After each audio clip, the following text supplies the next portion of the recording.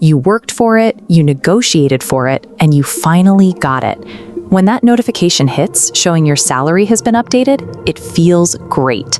You immediately imagine all the newfound financial breathing room you're about to enjoy. Fast forward 3 months, and you're staring anxiously at your bank app. Your financial situation feels almost identical to before the raise. The number left over at the end of the month looks suspiciously familiar. The money didn't evaporate. Instead, your rent ticked up slightly on the new lease. Your streaming subscriptions quietly crept up to the premium tiers. You added a delivery service here and decided to eat out one extra night a week there because, well, you could. How does that keep happening? Why do we earn significantly more money, yet end up feeling the exact same amount of financial pressure? 2 psychological forces are responsible. Hedonic adaptation, our tendency to quickly return to a baseline level of happiness despite major positive changes, and lifestyle creep. The raise was absorbed into a new, higher baseline of existence. Your lifestyle simply expanded to consume the new salary before it ever had a chance to build wealth. Lifestyle creep happens through a series of small, individually justifiable upgrades, rather than one large, irresponsible purchase. Each single choice feels completely reasonable and earned in the moment.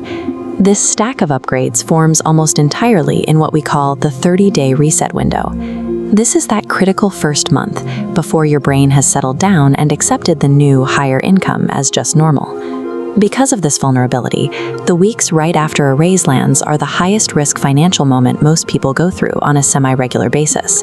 Almost nobody talks about it that way, but it's when the most damage is done. The problem isn't the individual item, it's the stack. And that stack of new expenses builds faster in this brief window than at any other time in your career. The battle for your raise isn't fought over the course of the next year. It is decisively won or lost in those first 4 weeks. The real danger here comes down to the math of recurring costs. If you celebrate with a one-time purchase of $300, it costs exactly $300. But a seemingly harmless $30 a month upgrade is a different animal. This diagram shows the recurring cost multiplier in action. That $30 a month costs you $360 a year, every single year, indefinitely.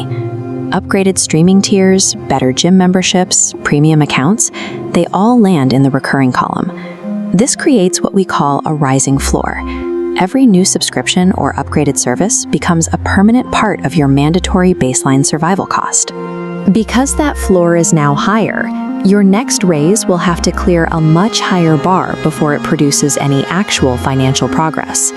You've effectively neutralized the benefit of earning more. Lifestyle creep operates as a systemic trap. It turns a salary increase into a treadmill that simply speeds up underneath your feet. Mental accounting dictates how we interact with income. Your brain assigns emotional stories to money, rather than treating it as a neutral, objective value. Right after a raise is confirmed, one specific story hits a peak.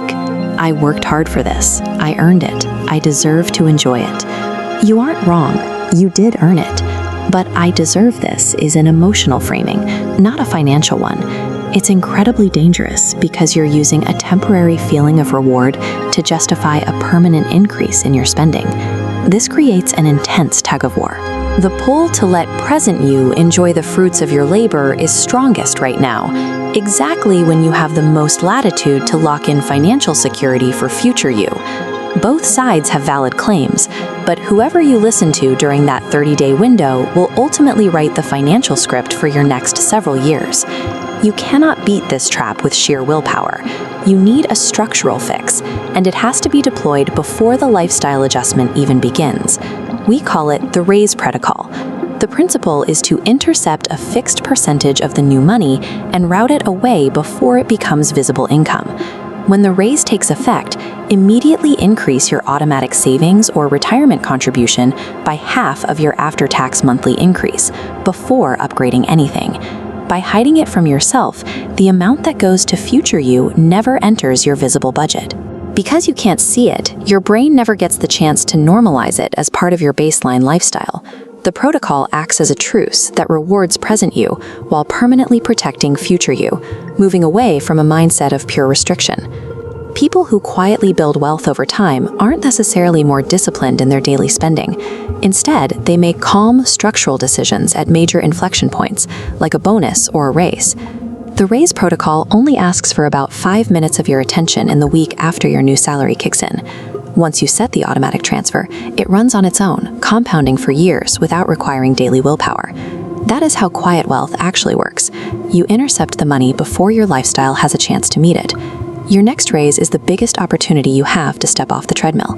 You just have to make the decision before the 30-day window closes.